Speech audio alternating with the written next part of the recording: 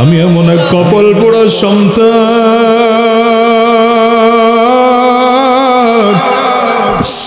আজ থেকে 12 বছর আগে মাকে হারায় ফেলাইছি। আমি বাসায় গিয়া দরজায় টোকা দিলে আমি আজাদির মা দরজা খুলবে না।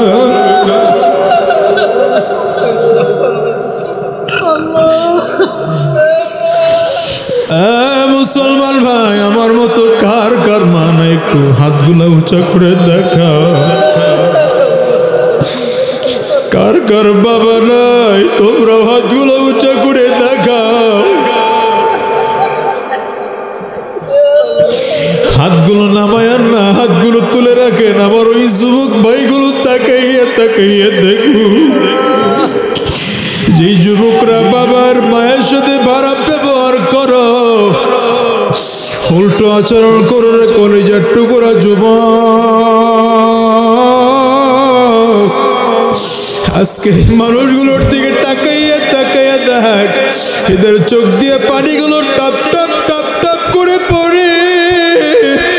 এদের কারো চক্ষু দুইটা লাল হয়ে গেছে, কারো চোখের কোটায় পানি জমে গেছে। ওরে কলিজার টুকরা যুবক, আমি তোমারে কেমনে বোঝাবো জানি না। আজকের এই মজলিসটার মধ্যে তুমি তাকায়া দেখো, কত আলেম রাখা দে, এদের ঘরে মা নাই, বাবা না। আর স্টেজের ওলামায়ে কেরামরাও চোখের পানি ছেড়ে কান্দে, মাঠের কত মুরব্বীরা চোখের পানি ছেড়ে কান্দে। আরে যুবক, যাদের ঘরে মা আছে, যাদের ঘরে বাবা আছে, আমি তোদের পায়ে হাত রেখে তোদের ভাই হিসাবে বলে গেলাম, আজকে মোনাজাতটা শেষ করে যখন বাসায় যাইবি, মায়ের পাও দুইটা জড়ায় ধরবি, বাবার পাও দুইটা জড়ায় ধরবি। যতক্ষণ পর্যন্ত মাফ না করবে পাও দুইটারে ছাড়বা না।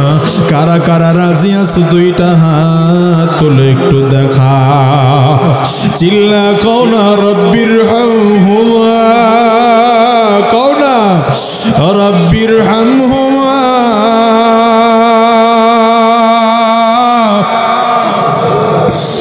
কামা রব্বায়ানি সগীরা।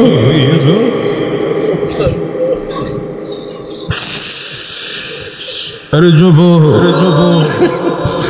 মায়ের কাছে মাফ চাইতে কোনো লজ্জা আছে নাকি রে ভাই? বাবার কাছে মাফ চাইতে কোনো লজ্জা আছে নাকি রে ভাই? বাবার কাছে লজ্জা করে মাফ চাইতে যাও না, মায়ের কাছে লজ্জা রাখতে যাও না। যদি নিজের কাছে মাফ চাইতে লজ্জা লাগে, যেদিন তোমার ঘরে তোমার স্ত্রী থাকবে না, যেদিন তোমার ঘরে তোমার কলিজার টুকরা সন্তানটা থাকবে না, তুমি দরজাটা বন্ধ করে দিয়ে মায়ের পাও দুইটা জোরে ধরবে। মা যতক্ষণ পর্যন্ত মাফ না করবে পাও দুইটারে ছাড়বা না। কেন বলি জানো? আমার নবী কয়, হুমা জান্নাতুকা ওয়া হুমা নারুক। বাবা মাই তোমার জান্নাত, বাবা মাই তোমার জাহান্নাম। ঠিক কিনা জোরে বলো। বাবা মারে যদি খুশি করতে পারো, আমার মালিক খুশি, মালিক জান্নাত দিবেন তোমারে। আর বাবা মা যদি বেজার হয়, আমার মালিক আল্লাহ বেজার, তোমার কপালে জাহান্নাম ছাড়া কোনো উপায় নাই। আরে কলেজের টুকরো যুবক আব্দুর রাজ্জাক দাঁড়াইয়া দাঁড়াইয়া চিন্তা করে, আর কারো কাছে যাব না, আমি আমার মায়ের কাছে যাব। দৌড়ে মায়ের দরজার সামনে দাঁড়াইয়া ডাক দিছে, মা গো, বাবার রেখে যাওয়া কত কম্বল, কত চাদর না তোমার কাছে আছে, একটা চাদর তুমি আমারে দাও। আমি মদিনায় যাব বলে আমার চাচা আমার সব রাইখা দিছে, চাদরটা আমি পরে মদিনার উদ্দেশ্যে যাব। মা জানালার ফাঁক দিয়ে একটা চাদর ফেঁকে দিয়েছে। আব্দুর রাজ্জাক চাদরটা ছিঁড়ে দুইটা ভাগ কইরা, একটা ভাগ পরনের মধ্যে পড়ছে, আর একটা ভাগ শরীরের মধ্যে দিয়া উত্তপ্ত মরুভূমির বালুর মধ্যে হাঁটতে আরম্ভ করেছে। পায়ে জুতা না, ওদিকে সূর্যের তাপের কারণে বালুগুলো এত গরম হয়ে গেছে, পা রাখার সাথে সাথে পায়ের মধ্যে ঠোসা পড়ে যায়। আব্দুর রাজ্জাক তার পুরো পেছন দিকে ফিরে তাকায় না। চতুর্দিকে সূর্যের তাপে মনে হয় যেন মাথার মগজগুলো টকবক করে ফুটে।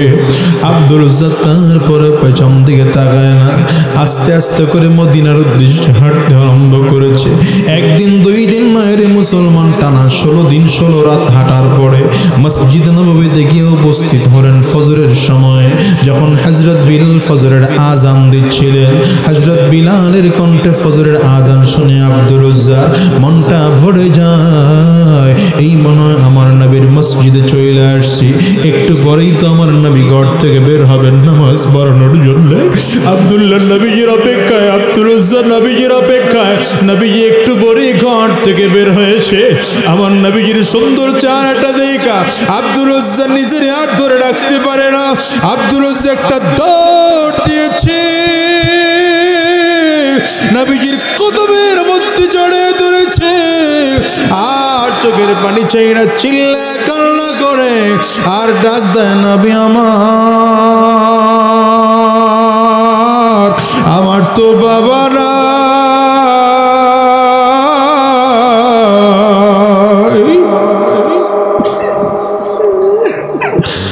আমার মা থাইকা আজকে না। হুজুর আমি আপনার কদমে একটু জায়গা চাই। আমার নবী হাত দুটো ধরে টানে, আব্দুল উজ্জা তোর জায়গা আমার পায়ে নয়, তোর জায়গা আমার বুকে। আব্দুল উজ্জা ঠিক করে দাঁড়াইতে পারে না। নবী কয়ে কেন দাঁড়াইতে পারো না? আব্দুল উজ্জা বলে, হুজুর পায়ের মধ্যে ঠোসা পড়ে গেছে, আমি ঠিক করে দাঁড়াইতে পারি না। হুজুর আমার কাপড় খুব ছোট, সোজা হয়ে দাঁড়াইলে আমার কাপড়ের সতরটা খুলে যায়। আমার নবী ডাক দেয়, রে বিলাল তাড়াতাড়ি কর। আমি নবীর একটা কাপড় এনে আব্দুল উজ্জারে গায়ে দিয়ে দে, আমি নবীর একটা জুতা এনে আব্দুল উজ্জারে পরাইয়ে দে, আমি নবীর একটা টুপি এনে আব্দুল উজ্জার মাথায় দিয়ে দে। আব্দুল উজ্জারে আমার নবী চমৎকার করে গোসল করাইয়া, কাপড় পরিধান করাইয়া নবীজি নামাজের মধ্যে দাঁড় করায় দিলেন। নামাজ শেষ করে সাহাবায়ে কেরামদের কাছে পরিচয় করায়, এরে সাহাবীরা আমারে আব্দুল উজ্জা, এতদিন ওর নাম ছিল আব্দুল উজ্জা, আমি নবী নাম রেখে দিলাম আব্দুল্লাহ। আবার আব্দুল্লাহর বাবা, আজকের থেকে আমি ওর বাবা, আমি আব্দুল উজ্জার মা। আরে দুনিয়ার মুসলমান, লম্বা কথা, এই আব্দুল্লাহ যখন দুনিয়ার থেকে বিদায় হয়, আমার নবীর রানের উপরে মাথা রেখে যুদ্ধের ময়দানে যাওয়ার পথের মধ্যে বিদায় হয়। আমার নবীর রানের উপরে মাথা রেখে আব্দুল্লাহ বিদায় হয়। এই আব্দুল্লাহ আমার নবী এত মোহাব্বত করতেন, নিজের হাতে কাফনের কাপড় পড়াইছে, আমার নবী জানাজার ইমামতি করেছে, আমার নবী আব্দুল্লাহর লাশের খাটিয়াটা উঠাইয়া কাঁধের মধ্যে নিয়েছেন, আমার নবী নিজেই কবরের পাশে রাখছেন। কবরে নামানোর জন্য লাশ 3 জন লোক কবরে নামতে হয়। আবু বকর সিদ্দিক মাথার দিক থেকে কবরে নেমে গেছে, পায়ের দিক থেকে হযরত ওমর নেমে গেছে। আব্দুল উজ্জা বা আব্দুল্লাহর লাশ কবরের মধ্যে নামাবে, মাঝখানে কে নামবে সাহাবায়ে কেরাম প্রতিযোগিতা আরম্ভ করেছে। আমার নবী দাঁড়ায় কয়, না না তোরা কেউ নামবি না, তোরা কেউ নামবি না, আমি নবী নিজেই নামব। আব্দুল্লাহর কবরে আমি নবী নিজেই নামব। আমার নবী নিজে কবরের মধ্যে নাইমা হাত দুইটা বাচ্চাদের মতো করে বাড়ায় দিছে। নবীজির গাল বেয়ে টপ টপ করে পানিগুলো পড়ে।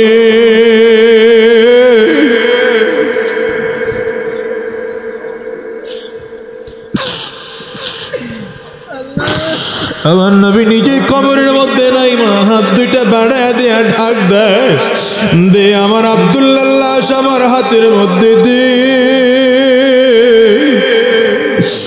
আব্দুল্লাহ লাশটা আমার নবী কবরের মধ্যে রাখলেন। আবু বকর সিদ্দিক মাথার বানটা খুলে উপরে উঠে গেলেন, পায়ের বানটা খুলে হযরত ওমর উঠে গেলেন। আমার নবী কোমরের বানটা খুইলা উঠে না। আমার নবী আস্তে করে আব্দুল্লাহর চেহারা থেকে কাপড়টা সরাইছে, কপালের মধ্যে একটা চুমু দিয়ে ডাক দেয়, মালিক। আমার আব্দুল্লাহ যতদিন আমার করেছিল, আমি আব্দুল্লাহর প্রতি সন্তুষ্ট ছিলাম। আজকে আমার কোল থেকে তোমার কোলে চলে গেল মালিক, তুমি ওর প্রতি খারাপ আচরণ কইরো না, তুমি ওর প্রতি সন্তুষ্ট থাইকো। আরে আব্দুল্লাহর পক্ষে নবীর এত চমৎকার চমৎকার উক্তি দেখা অন্যান্য সাহাবীরা চিল্লা ময়দানে কামতে আনন্দ করেছে। হযরত আব্দুল্লাহ ইবনে মাসউদ নামের সাহাবী আব্দুল্লাহর লাশের পাশে এসে দাঁড়ায় ডাক দেয়, রে আব্দুল্লাহ, তোর নামও আব্দুল্লাহ, আমার নামও আব্দুল্লাহ, তবে তোর কপালটা কত ভালো, তুই নবীজির কবরানের উপরে মাথা রেখে দুনিয়ার থেকে বিদায় নিলি, তুই নবীজির হাতে কাফনের কাপড় পরলি, নবীজি নিজেই তোর জানাজার ইমামতি করলো, আবার নবী তোর নিজের হাতে কবরের মধ্যে রাখলো, তোর কপালে একটা চুমা পর্যন্ত দিয়ে দিল, আবার তোর পক্ষে নবী একটা সুপারিশ করলো। আরে আব্দুল্লাহ, আমার যদি এমন কপাল হইতো দুনিয়ার কোনো কিছু না পাইলেও আমার কোনো আফসোস ছিল না। এরে দুনিয়ার মুসলমান, একটু হিসাব মিলা, এই দুনিয়া যেহেতু একদিন আসছে, একদিন আজ হোক কাল হোক বিদায় নেওয়াই লাগবে কিনা চিল্লায় বলো। কলিজার টুকরা যুবক, তোমারও বলি অন্তরের কাম দিয়ে কথাগুলো শোনো। দুনিয়ায় আসার সিরিয়াল আছে, যাওয়ার কিন্তু কোনো সিরিয়াল নাই। আসার সময় আগে দাদা আসে, তারপরে বাবা আসে, তারপরে সন্তান আসে। যাওয়ার সময় এমন হয় দাদা দুনিয়ায় থাকে, নাতি দুনিয়ার থেকে বিদায় হয়, বাবা দুনিয়ায় থাকে, সন্তান দুনিয়ার থেকে বিদায় হয়। এমন হয় কি হয় না? চিল্লায় আওয়াজ করে বল। তোমার আমার পেছনে কিন্তু আজরাইল ঘুরু করে ঘুরে। যেদিন আমার মালিক আদেশ দেবেন, আজরাইল সামনে এসে দাঁড়িয়ে যাবে। ওই আজরাইলের ভয়ঙ্কর চেহারা, পাও দুইটা জমিনে, মাথাটা সাত আসমানের উপরে। আজরাইল আলাইহিস সালামের এক পা পূর্ব দিকে আর একটা হাত পশ্চিম দিকে। আজরাইলের দুইটা চক্ষু মনে হয় যেন উহুদ পাহাড়ের চেয়েও বড়। প্রত্যেকটা পশমের গোড়ার থেকে মনে হয় যেন আজরাইলের আগুনের ফুলকি বের হইতেছে। গুনাহগারের রূহ যখন আজরাইলকে দেখবে, রূহটা শরীরের 360টা মুকামের মধ্যে দৌড়াইতে আরম্ভ করবে। আজরাইল আলাইহিস সালাতু ওয়াস সালাম সব রগগুলো যখন বন্ধ করে দিবে, রূহটা শরীরের দিকে করুল নজর দিয়ে তাকাইয়া থাকবে। আজরাইল আলাইহিস সালাতু ওয়াস সালাম রূহটার মধ্যে এত জোরে থাপা মারবে, কলিজার রগগুলো টাস টাস টাস টাস করে ছিঁড়ে যাবে। একটু হিসাব মিলায় দেখো, দুনিয়ার সব আপন কিন্তু সেদিন পর ওই দামি বিছানা, দামি গাড়ির, দামি বাড়ি, কোনো কিছুর কোনো মূল্য থাকবে না।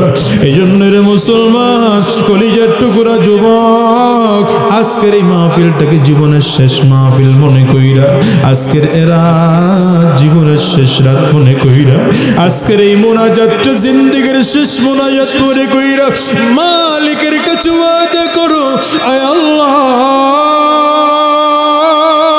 যতদিন তোমার এই জমিনে বেঁচে থাকবো আমরা এক ওয়াক্ত নামাজ ছাড়বো না। মালিক, তোমার হুকুম ছাড়া একটা কদমও আমরা নাড়াবো না। নবীজির জীবন আদর্শ অনুসরণ করে করে করে করে চলবো। কারা কারা রাজি আছো? দুইটা হাত তুলে আল্লাহরে দেখা, একটু চিল্লায় জোরে ডাক দাও আল্লাহ।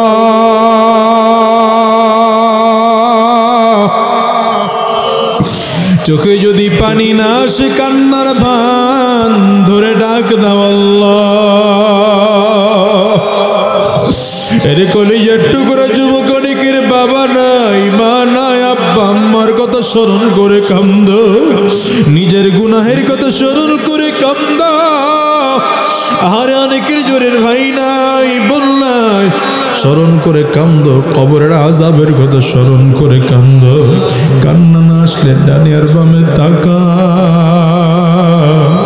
কার চোখে পানি, ওই মানুষটার দিকে তাকাইয়া চোখের পানি ছেড়ে কান্দ। কারণ দুনিয়ার ঘরে আগুন লাগলে যেমন পানি ছাড়া নিভানো যায় না, ওই কবরেও যে জাহান্নামের আগুন, ওটাও কিন্তু চোখের পানি ছাড়া নিভানো যাবে না। মালিকের কাছে চোখের পানি চাইরা চিৎকার করে ডাক দাও আল্লাহ, ও দয়ার মালিক, আমরা সবাই মিলে ওয়াদা করলাম এক ওয়াক্ত নামাজ ছাড়বো না। আল্লাহ, তোমার হুকুম ছাড়া একটা কদম নাড়াবো ও দয়ার মালিক নবীজির জীবন আদর্শ মেনে মেনে মেনে মেনে চলবো। আল্লাহ তুমি কবুল করে নাও। চিৎকার করে বলো আমিন। আরো জোরে আওয়াজ দিয়ে বলো আল্লাহুম্মা আমিন। লা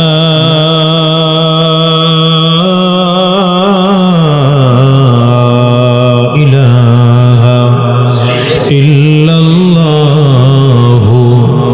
মুহাম্মাদুর রাসূলুল্লাহ।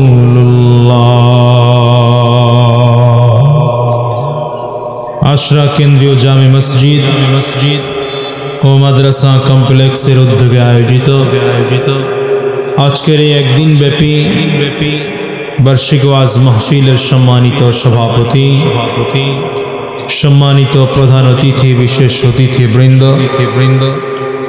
মঞ্চে উপস্থিত হযরত উলামায়ে কেরাম, সম্মুখ পানে সমবেত দিন প্রিয়, ইসলাম প্রিয়, দিনদার, ইমানদার মুমিন মুসলমান ওয়ার্দে মুজাহিদ ভাইরা, মুরব্বী বাবাজিরা, যুবক বন্ধুরা, কচিকাচা মাসুম বাচ্চারা, পর্দার অন্তরালে অবস্থানরত সম্মানিত শ্রদ্ধা মা ও বোনেরা, আল্লাহ পাকের শুকর যে আল্লাহ তাআলা আপনাকে আমাকে অত্যন্ত দয়া করে, মায়া করে, মহব্বত করে ভালোবেসে আজকের এই কোরআনী পরিবেশে, জান্নাতি বাগানে, ইমানদারদের মজলিসে, আল্লাহ বালাতের মজলিসে, বিশেষ করে আল্লাহ পাকের জাকিরিন ও শাকিরিন বান্দাদের মজলিসে যে আল্লাহ তাআলা আপনাকে আমাকে আসার বসার তৌফিক দান করেছেন, সে মহান রব্বে করিমের দরবারে শুকর আদায় করি। আমরা সকলেই জবান খুলে আওয়াজ দিয়ে চিৎকার করে জোরে সরে বলি আলহামদুলিল্লাহ। রাত অনেক হয়ে গেছে, আমার ঘড়িতে প্রায় 10:30 বেজে গেছে। যদিও অন্যান্য অঞ্চলের তুলনায় এই রাতটা খুব বেশি গভীর রাত না, কিন্তু আপনাদের চাঁদপুরের জন্য এটা একটু গভীর রাত। হ্যাঁ, কারণ এই দেশে এত খুব গভীর রাত পর্যন্ত মাহফিল হয় না। আর অনেক সময় আমরাও আমাদের কষ্টগুলো আপনাদের বোঝাতে পারি না। আপনারা অনেক সময় মনে করেন যে বক্তারা এরকমই, মাহফিল মিস করে ফেললে মনে করেন যে এখানের থেকে আরেক জায়গায় বেশি টাকা পাইছে। আবার দেরি করে আসলে মনে করেন আরেকটা করে আসছে। এ কারণে আমরা সত্য কথা বললেও বিশ্বাস করে না। একটু ছোট্ট করে শেয়ার করি, দুঃখের কথা তো আমাদের কেউ শুনতে চায় না, আর না বইলাও পারি না। গত শুক্রবার দিন জুমার নামাজ পড়লাম ঢাকার মসজিদের দায়িত্ব, জুমার দায়িত্ব শেষ করে মাগরিবের পরে এক জায়গায় বয়ান করলাম ঢাকা জোরাইন। ঈশান নামাজের পরে বয়ান করলাম নারায়ণগঞ্জ। রাত 12:30টায় রওনা হলাম সুনামগঞ্জের উদ্দেশ্যে। সুনামগঞ্জ তো সুনামগঞ্জ, ওই জায়গা না, একদম ইন্ডিয়ার বর্ডারের কাছে। সেখানে গিয়ে বাদ জোহর এক বয়ান। পৌঁছাইছি সকাল 10টায়, ঘুমাইছি মাত্র 1:30 পর্যন্ত। 1:30 উঠা নামাজ। তো কতটুকু ঘুমাইতে পারছি? জোহরের নামাজের পরে বয়ান আবার, এসার পরে আরেক আলোচনা শেষ করে পরের দিন আবার রওনা করছি ঢাকায়। ঢুকতে 10টা। একটুখানি বিশ্রাম করে জোহর আসর শেষ করে রওনা করলাম টাঙ্গাইল। টাঙ্গাইলের প্রোগ্রাম শেষ করে গতকালকে রাতে, মানে এই রাতের গত রাতের আগের রাতে আসলাম বাসায় 4:30টায়। 4:30টায় এসে ফজর পর্যন্ত ঘুমাইছি। কতটুকু ঘুম হয় আপনারা বুঝেন। বাসায় ফজরের নামাজ পড়ে সদরঘাট গেলাম লঞ্চে। গ্রিন লাইনে বরিশাল যেতে হবে, নির্বাচন চলতেছে। চরমোনা ইউনিয়নে এবং আমাদের বরিশাল সদরের প্রায় 6টা ইউনিয়ন। সেখানে গিয়ে উপস্থিত হলাম। গতকালকে রাত ওখানেই কাটলো। আজকেও সারাটা দিন ব্যস্ততার মধ্যেই। কালকে রাত প্রোগ্রাম শেষ করে 3টার পরে এসে বাসায় শুইছি। ফজরের পর একটু ঘুমাইতে পারছি। 10টায় উঠে আমার পরিষদে বসা লাগছে, নতুন দায়িত্ব। 2টা পর্যন্ত পরিষদে বসা। 2টার পরে এসে খাওয়া দাওয়া করে একটা মিটিং ছিল, আসরের নামাজের পরে রওনা করে এসে মাত্র পৌঁছলাম।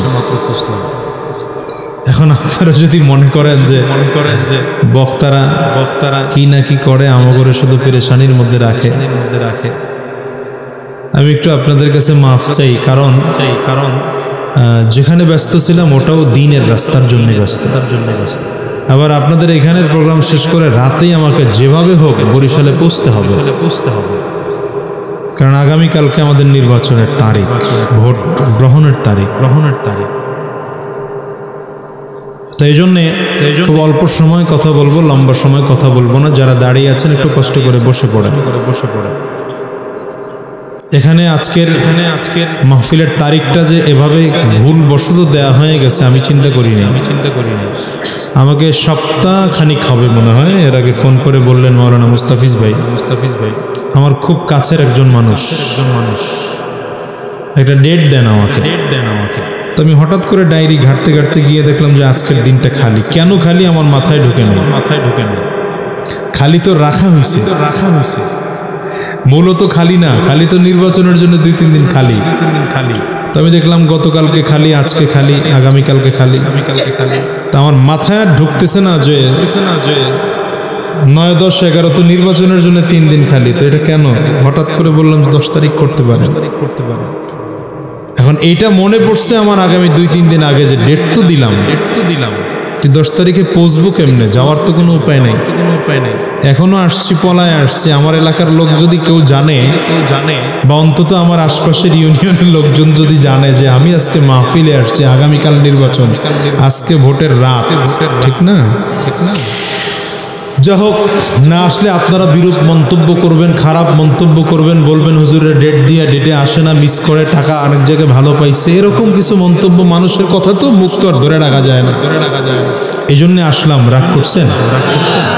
খুব অল্প সময় কথা বললে কি আপনারা রাগ করবেন? আমার উপরে সন্তুষ্ট থাকবেন তো ইনশাআল্লাহ? যদি আল্লাহ তাআলা আবার কখনো তৌফিক দান করেন, ইনশাআল্লাহ আবার লম্বা সময় নিয়ে কথা বলবো। আপনারা যখন চাইবেন তখন সেই সময়টা এসে আমি লম্বা সময় দেবো ইনশাআল্লাহ। ভাইয়েরা আমার, শুরুতে এটা শোনায় নিলাম যেন আমার প্রতি কারো রাগ না থাকে, ক্ষোভ না থাকে। আমি যে আয়াতি কারিমা তিলাওয়াত করেছি, আল্লাহ তাআলা ইরশাদ করেন, লাকাদ কানা লাকুম ফি রাসূলিল্লাহি উসওয়াতুন হাসানাহ। আল্লাহ তাআলা ইরশাদ করেন, তোমাদের জন্য রয়েছে নবীজির মধ্যে গ্রহণ করার মতো উত্তম আদর্শ। কথাটা কে বলেছেন? জবান খুলে আওয়াজ দিয়ে জোরে বলতে হবে। আমাদের বরিশালের লোকজন এত আস্তে কথা বলে না, সুতরাং আপনাদের একটু জোরে কথা বলতে হবে। কথাটা কে বলেছেন? পিছনের যারা আছেন, মুখ বন্ধ করে যারা আছেন, আপনারাও বলবেন কথাটা কে বলেছেন? আল্লাহ তাআলা যদি বলেন তোমাদের জন্য রয়েছে, তাহলে কাদের জন্য? এতে আসতে বলেন কেন? কাদের জন্য? জোরে বলেন না, কাদের জন্য? আমাদের জন্য আল্লাহ বলেছেন। তো আমাদের জন্য বললে একটু গ্যাপ থাকে, কারণ আমাদের জন্য মানে আপনার জন্য, আমার জন্য না। এখানেও গ্যাপ থাকে, কারণ আমাদের স্লোগান এখন উল্টো হয়ে গেছে, বদলে যাও, বদলে দাও। আর ইসলামের স্লোগান বদলে যাই, বদলে দেই। বুঝেন নাই মনে হয়? বদলে যাও, বদলে দাও বলতে কি বুঝায়? আপনি বদলান, আমি বদলামো না। এই জন্য সমাজের অবস্থা এখন এমন, যারা চোরের বিরুদ্ধে কথা বলে সে নিজেই চুরি করে, কারণ সে বদলে যাও স্লোগান দেয়, নিজেদের বদলানোর জন্য নাই। কথা কয় না? যে মাদকের বিরুদ্ধে কথা বলে সে নিজেই মাদক সেবন করে, যে সন্ত্রাসের বিরুদ্ধে কথা বলে সে নিজেই সন্ত্রাসী করে, যে চাঁদাবাজের বিরুদ্ধে কথা বলে সে নিজেই চাঁদাবাজি করে, যে অপরাজনীতির বিরুদ্ধে কথা বলে সে নিজেই অপরাজনীতি করে, যে রাস্তার চুরির বিরুদ্ধে কথা বলে সে নিজেই চুরি করে। ঠিক না? এটা হচ্ছে সমাজের স্লোগান, বদলে যাও, বদলে দাও। আমিও চাই সমাজ থেকে চুরি দূর হয়ে যাক, কিন্তু আমি চুরি বন্ধ করি না। আর ইসলামের স্লোগান বদলে যাই, বদলে দেই। তার মানে আমি আগে নিজে বদলাবো, আগে নিজে নামাজি হব, এরপরে নামাজি হওয়ার দাওয়াত দেব। আগে নিজে কোরআনওয়ালা হব, এরপরে কোরআনওয়ালা হওয়ার দাওয়াত দেব। কথা বলে না? আগে নিজে সুদ ছাড়বো, এরপরে সুদের বিরুদ্ধে কথা বলবো। আগে নিজে ঘুষ খাওয়া বন্ধ করব, এরপরে ঘুষের বিরুদ্ধে কথা বলবো। আগে নিজে মাদক দ্রব্য বন্ধ করব, এরপরে মাদকের বিরুদ্ধে কথা বলবো। এগুলো বদলে যাই, বদলে দেই। আর ওদের স্লোগান বদলে যাও, বদলে দাও। আমাদের বিশ্বাস কি বলে? বদলে, কথা বুঝে না, বুঝার লোক নাই। বদলে যাই, বদলে দেই। সুতরাং যদি ব্যাপারটা এমন হয়, তাহলে আল্লাহর কোরআন বলেছেন তোমাদের জন্য রয়েছে, মানে আমাদের জন্য রয়েছে। আমাদের জন্য রয়েছে বললে হবে না, বরঞ্চ আমার জন্য। কার জন্যে? বলেন না, বলেন না, বলেন না। বুকে হাত লাগান, বুকে হাত লাগান, বুকে হাত লাগান। এবার বলেন আমার জন্যে, জোরে, আমার জন্যে রয়েছে নবীজির মধ্যে গ্রহণ করার মতো উত্তম আদর্শ। পৃথিবীতে যত আদর্শ আছে, যত নেতা আছে, সব নেতাদের চরিত্রে কিছু না কিছু ভেজাল, কিছু না কিছু ত্রুটি আছে। কি আছে না নাই? জোরে বলেন না কেন? সকল নেতার চরিত্র 100% পিওর এটা আপনি বলতে পারবেন না, কিন্তু একজন নেতা যিনি আপনার আমার নবী, সরওয়ারে কায়নাত, সরওয়ারে দু আলম, আহমদ মুজতবা, মুহাম্মদ মুস্তাফা। চিৎকার করে জোরে বলেন সাল্লাল্লাহু আলাইহি ওয়াসাল্লাম। আমার নবীর চরিত্রের মধ্যে কোনো ভেজাল নাই, আমার নবীর চরিত্রের মধ্যে কোনো ত্রুটি নেই, আমার নবীর চরিত্রের মধ্যে কোনো মুশকিল নেই, আমার নবীর চরিত্রের মধ্যে কোনো ঝামেলা নাই। ঠিক না ঠিক? একমাত্র পিওর যেই চরিত্র তা হচ্ছে আমার নবীর চরিত্র। ঠিক কিনা? এই জন্য আমার যুবক ভাইদেরকে বলবো, যারা বিভিন্ন নেতার পেছনে দৌড়াও, সব নেতার পিছনে দৌড়ানো বন্ধ করে দাও। নেতা আমাদের একজন, তিনি হলেন মুহাম্মদুর রাসূলুল্লাহ সাল্লাল্লাহু আলাইহি ওয়াসাল্লাম। আমাদের নেতা কে? আরে ভাই জোরে বলেন, আমাদের নেতা কে? তোমার নেতা, আমার নেতা। স্লোগান হবে নাকি একটা? পারবেন দিতে? কথা বলে না, পারবেন? জোরে না আসতে? এই নোয়াখালীটা পূরণ করেন, কুমিল্লার মধ্যে নোয়াখালী লেগেছেন কেমন? হ্যাঁ, সামনে দিকে আঁকা, সামনে আঁকা, সামনে আঁকা। ভাইরা আমার, ভাইরা আমার, স্লোগান কি হবে? তোমার নেতা, আমার নেতা। তোমার নেতা, আমার নেতা। এরপরে স্লোগান হবে আমরা সবাই রাসূল সেনা, ভয় করি না। ঠিক আছে? আমরা সবাই রাসূল সেনা, আমরা সবাই নবীর সেনা। স্লোগান দেই নেই, মাত্র শিখাইলাম। স্লোগান দিব এখন, পারবেন? গলা কাশি দিয়ে ক্লিয়ার করেন। আরে ভালো করে ক্লিয়ার করেন মিয়া। এবার দুই হাত টান টান করে উঁচা করেন, ডানে আর বামে তাকায় দেখেন দুই হাত তুলে নাই কে? মনে করবেন জাতীয় অলস। তুলছে, সবাই তুলছে, ধরে হাত তুলে দেন। দুই হাত ভালো করে তোলেন, মাশাআল্লাহ। হাতগুলো মুঠ করেন, ঝাঁকি দেন, শরীরের মধ্যে একটা স্পিড আসুক। অনেকক্ষণ বসে থাকতে থাকতে একটা ঝিমানি ভাব এসে পড়ছেন, একটা ঝাঁকি দেন, ভালো করে দিচ্ছেন, ঝাঁকি দিচ্ছেন। এবার কণ্ঠের যতটুকু পাওয়ার আছে পুরোটা পাওয়ার ছেড়ে দিয়ে তাকবীর দিতে হবে মুসলমান। রেডি? জোরে বলে না, রেডি? নারে তাকবীর। হয় নাই? আমাকে লাগে নির্বাচন চলে তো, নির্বাচনের আওয়াজের মতো লাগে না। আরো জোরে, নারে তাকবীর। দুই হাত উঁচা কইরা, নিচু করে না, নারে তাকবীর, নারে তাকবীর। আমার নেতা তোমার নেতা, আমার নেতা তোমার নেতা, বিশ্বনবী মুস্তাফা। আমরা সবাই রাসূল সেনা। ভয় করি না বুলেট বোমা, আমরা সবাই নবীর সেনা। নারায়ে তাকবীর, কোরআন সুন্নাহর আলো, কোরআন সুন্নাহ যেখানে, আলেম ওলামা যেখানে, পীর বুজুর্গ যেখানে, সুদ ঘুষ যেখানে। কি কয় নাই তো? আপনাদের এলাকায় আসেনি সুদ, ঘুষখোর, সুদখোর, মদখোর, জুয়াখোর, ক্যাসিনোখোর, সবই তো আছে। তো বাদ আছে কোন? হ্যাঁ আছে আছে আছে। হায় আল্লাহ, এখন তো সুদ খায় খায় আবার কয় আল্লাহ খাওয়ায়। বুঝেন না এটা? বুঝেন না এটা? আমার এক মুসল্লির কথা প্রায় বলি, আজকে কয়ালাম, অসুবিধা নাই তো? আওয়াজ একটু পরে করি, কি কন?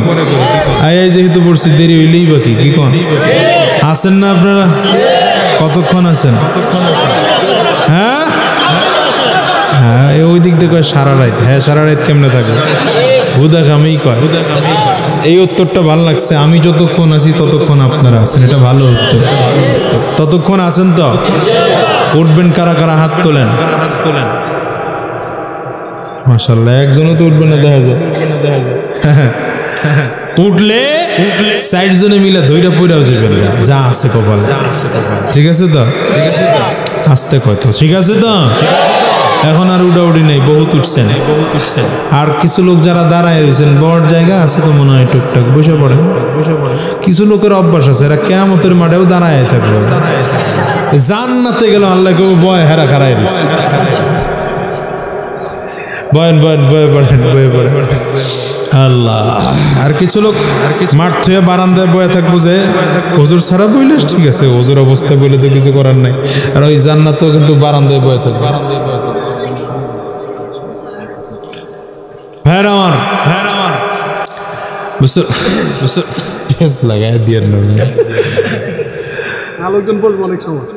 আছেন তো ইনশাআল্লাহ? হ্যাঁ, আমার কিন্তু টাইম বাড়াই দিতেছে, আমি কিন্তু কমাই দেবো, টেনশন করেন না।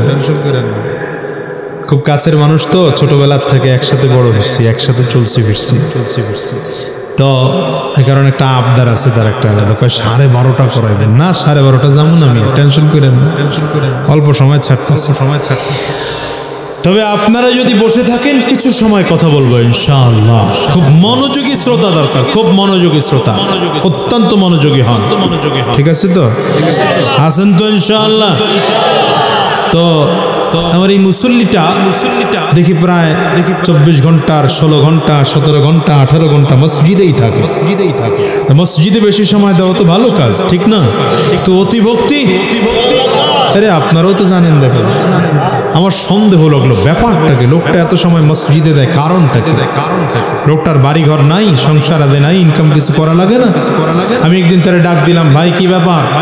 আপনি এত সময় মসজিদে দেন, বাড়ি ঘর নাই আপনার, সংসার আদি নাই, ইনকাম কিছু করা লাগে না? উনি আমার দিকে তাকায় মিসকে হাসি দেয়, হুজুর আমার আল্লাহ খাওয়ায়। কে খাওয়ায়? আমি চিন্তা করলাম তারে একলারই আল্লাহ খাওয়ায়, এমন করে সব শয়তানে খাওয়া, সব শয়তানে খাওয়া।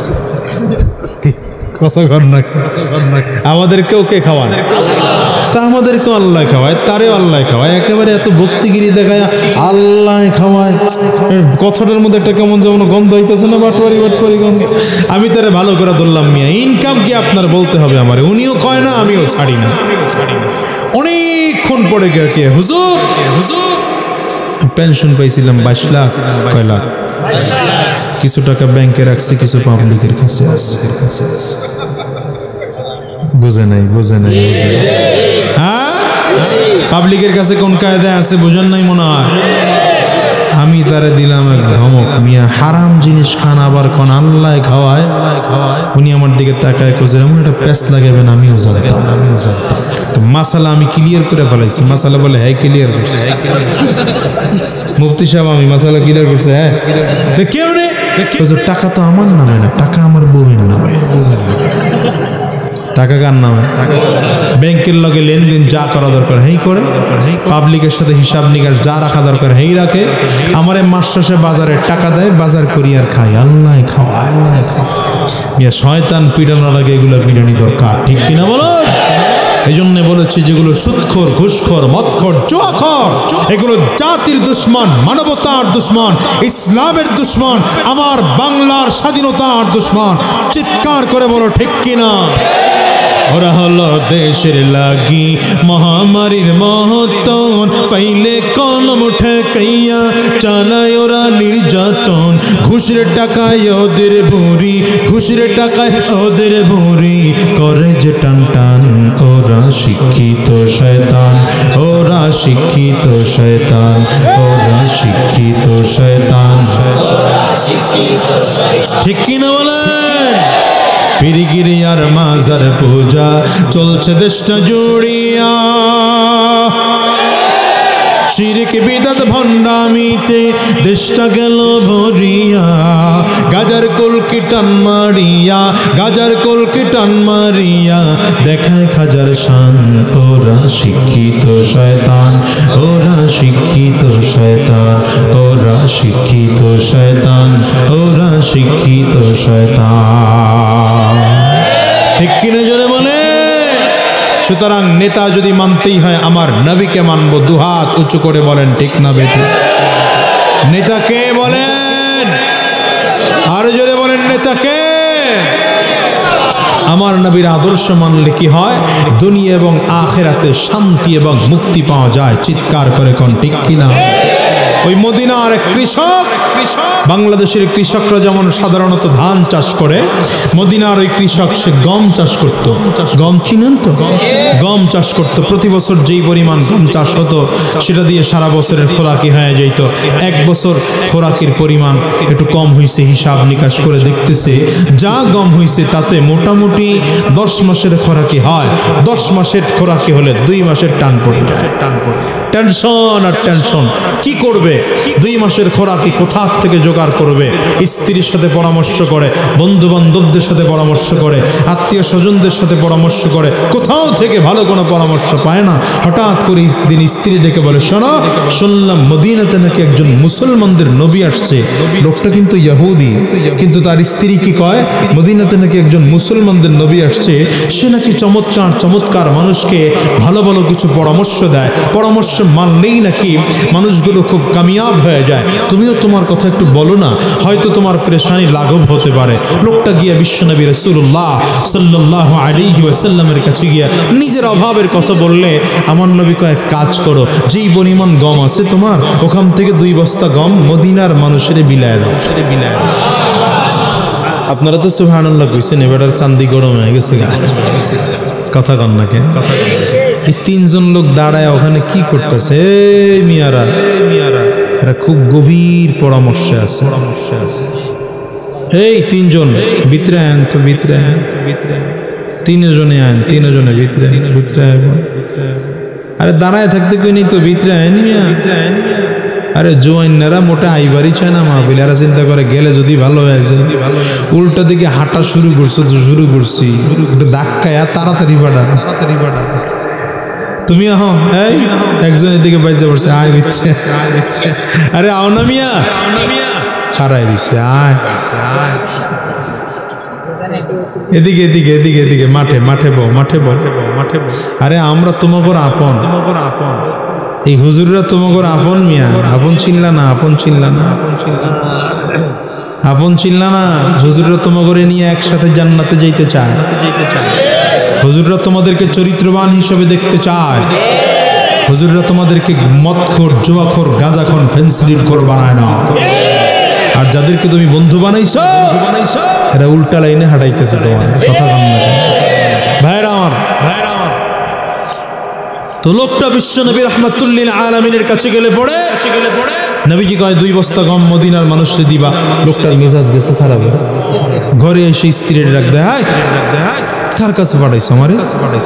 কথা হইলো এমনি আমি মুসিবতের মধ্যে আছি, আর 2 বস্তা গম ছেড়ে দিয়ে দেবা। কথাবার্তা এই হুজুর গুলো ওয়াজ আজীবনী উল্টা বাজ। কথা বল না কেন? লোকটা বললে পরে স্ত্রীকে দেখো যেহেতু মুহাম্মদ বলছে আল্লাহু আকবার কথাটা বলছে কে, তাহলে ব্যাপার আছে একটা, তুমি একটা কাজ করো 2 বস্তা গম বলছে তো নিয়ে মদিনার মানুষকে বিলায় দাও।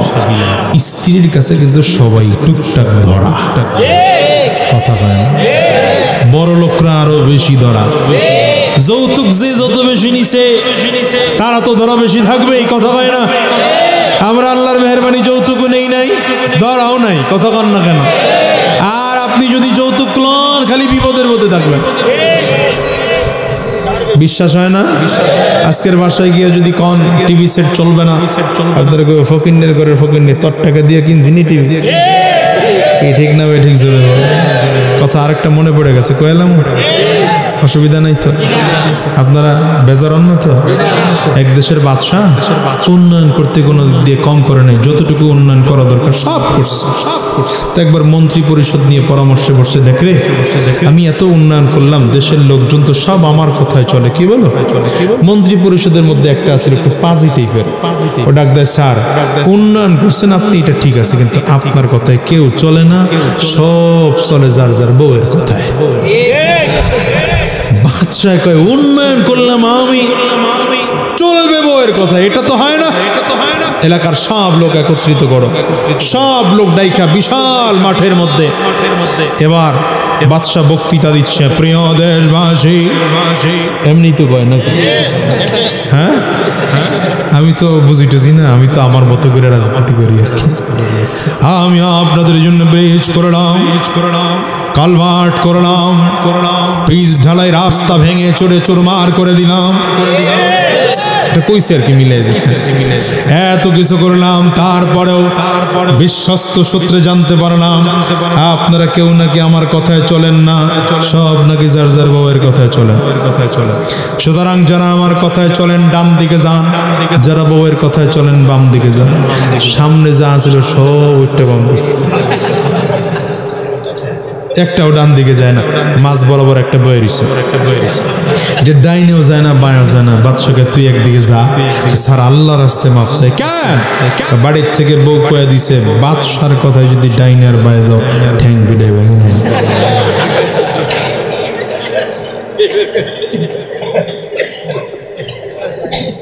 যৌতুক নিয়ে ইসলাম হারাম করেছে, বলেন যৌতুক নেওয়া কি? যৌতুক নেওয়া, দেওয়া, সাক্ষী থাকা, সুপারিশ করা সবগুলো হারাম। যৌতুক নেওয়া দেওয়া কি কি কয়? হারাম কয় না আরাম কয়? হ্যাঁ, গলায় চাপ লাগা এখন হারাম। খাইবেন কেডা কেডা? হাত তোলেন, এইটাও হাত তুলে, কোন কায়দায় আছে? সাবধান ভাই, বুঝে নেই ভাইরা আমার। কিছু লোক আছে এমনি ঘুমের মধ্যে পড়ে থাকে, হুজুর যদি কয় জাহান নামে যাবেন কেটা 13 জনে হাত তুলে।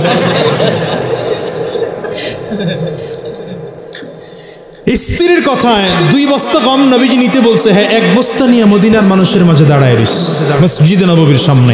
মূল আলোচনার পয়েন্টে আসছে, কথা বুঝছেন? মসজিদে নববীর সামনে 1 বস্তা গম নিয়ে দাঁড়ায় রইছে। প্রথমে সাক্ষাৎ হযরত ওসমান বিন আফফান রাদিয়াল্লাহু আনহুর সাথে, যিনি মদিনার সাহাবায়ে কেরামদের মধ্যে সবচেয়ে ধনী ব্যক্তি। এত চিনা না কে ওসমান, কে আলী, কে আমর, কে আবু বকর। ডাক দিছে, ভাই এদিকে আসো। হযরত ওসমান সামনে আসলেন। কেন, কি ভাই কি হইছে? বলে আমি তোমারে গম দেবো। কেন দিবা? তুমি আমারে চিনো? কয় না আমি তোমারে চিনি। বলে না, তাহলে দিবা কেন? কয়েকজনে দিতে বলছে। দিতে বললে তাহলে বাড়ির থেকে খবর নিয়ে আসো। বুঝেন কথাটা খুব ঠান্ডা মাথায় বুঝেন। বাড়ির থেকে খবর নিয়ে আসি আমার ঘরে খাবার লাগবে কি না।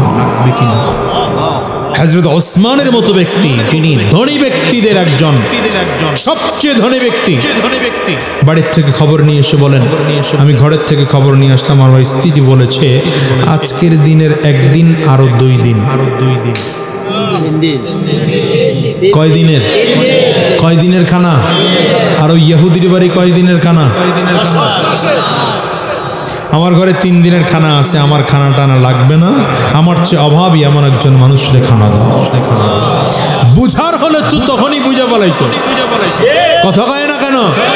কিন্তু আসলে এই গোষ্ঠী এত অবুঝ, এদেরকে যত বুঝানো হয়, ওয়াজ মাহফিল দিয়ে যত বুঝানো হয়, এরা দ্বীনের রাস্তায় মোটে আসতেই চায় না। ঠিক না বে ঠিক? জোরে বলেন।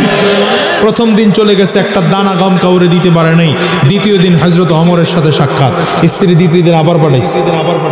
হযরত ওমরে ডাক দিয়া কয়, ভাই আপনারা কিছু গম দেব? হযরত ওমর একই প্রশ্ন, কেন আপনি আমাকে চিনেন? বলে না, আমি আপনাকে চিনি না। তাহলে দিবেন কেন? দিতে কইছে, কে দিতে কইছে? নাম কয় না। তাহলে বাড়ির থেকে খবর নিয়ে আসি। খবর নিয়ে এসে বললেন, আমার স্ত্রী বলেছে আমার ঘরে আজকের দিনের খানা আরো একদিনের খানা, আমার লাগবে না। বিকালবেলা হযরত আবু বকর সিদ্দিকের সাথে সাক্ষাৎ।